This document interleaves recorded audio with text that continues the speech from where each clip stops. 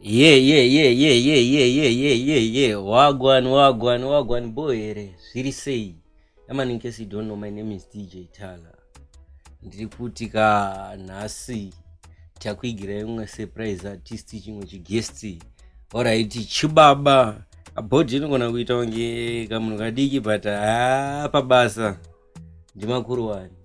Yaman, chiti big up to you, Volcano man behind the scene.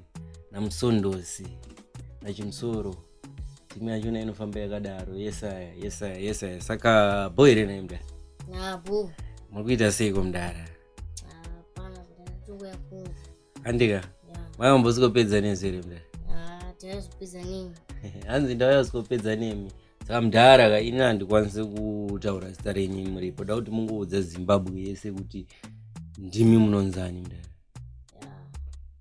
ndinzi chromatic yaman hanzi chromatic yaman chromatic anobva nekupi geto unogara upi Glenville hanzi vanogara kuGlenville yeman Glenville ndokwana ntunga ndika ndiko yamani nana hanzi ani John Walker nana Mr Shegu yaman nana Rasniga saka Glenville mukuita seiko mukuru wangu maseiko Glenville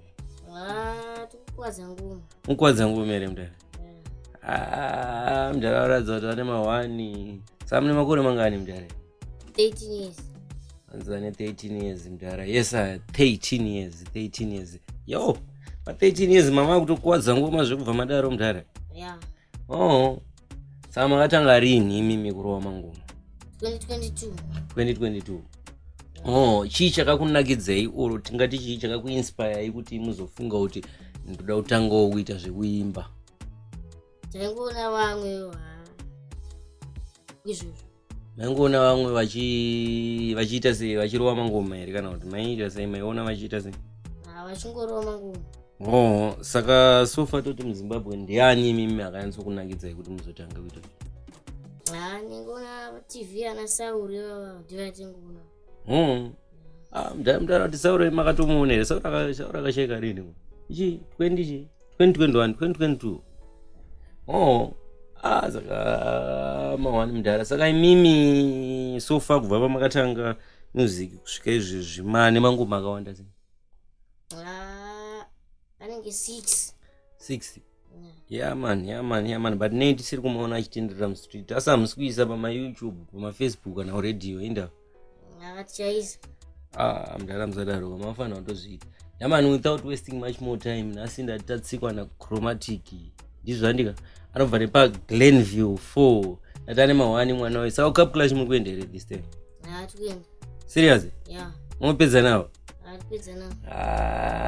Inini manje ndakumboita manje mutemo wangu wandinonyanya kufamba nawo mazuva ndewe kuti tikaita tomboroisa vanhu mafreestyle saka tombokanda chibhiti momboita horere mdara. Muri ready?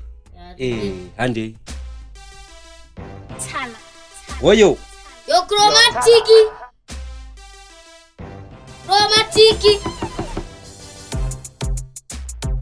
Hola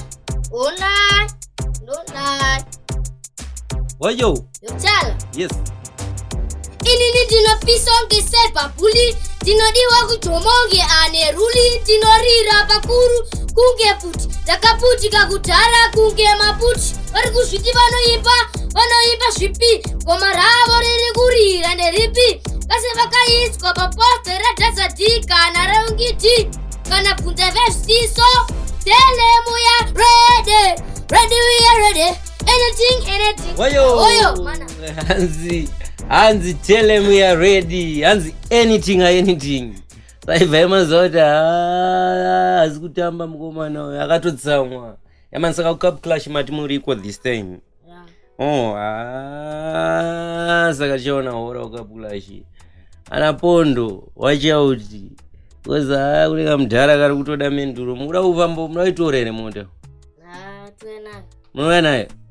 Mukutaura kuti ndimi munoenda neBMW paGlenville here mudhara? Yaman in case you don't know, don't forget kuti Chromatic auya namudhara. Hanzi vanenge vaina mudhara vanenge varipo. Mudhara vari kusapota movement anti? Yaman mudhara wagwani. Zviri sei makuru wani? Zviri kufamba here makuru wani?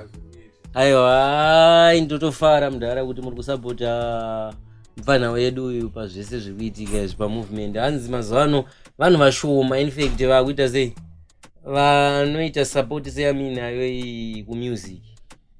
Even isusu pataitokura makuru wani mabereki vedu vaitotiti munaita zvemusic, hanzi zvemusic ndezvechirombe. Thank you dad nesupport yamuri kupa kumukomana. Vanhu vashoma vari kuzviita izvi. Saka toti kana tichida kubata mukomana uyu tomubata papi Chromatic? Pama WhatsApp number munobata pa 0778 yes 414 948 kana kuti pa 0771 651 978. Mazvinzwa. Then kana pama YouTube, pa Facebook, pa chichi mune mapages here mutoita sei ipapo? Pa Facebook munobata pa kanzi Munyaradzi Kudzangi. Ku YouTube muzadaro. Ndo zvinhu zvamuri kufanira kubva matoita muchitongobva painterview panapo. Muri kufanira kubva matongoita zvekuti zvivhurwe zvinhu izvozvo. Ende zvakafanana neFacebook page iyoyo iri kudiwa futi inenge yakanyorwa zita rayo. Zvigadzirisei kana musingakwanisi tichakupai vanhu vanokuasistai kuti zviitike, because mazuvano zvachinja chachirungu. Vanhu vakwanisa kubatika pamaFacebook, pamaYouTube chichinga. Alright, thank you daddy. So apa yandangoita manje Chromatic ndeyekuti ndangokuresa futi rimwe freestyle tobva tavhara because ndo zvatiri kunyanya kuda ndika. Saka handei. Tshala. Chromatic. Oyo. Hola. Tshala.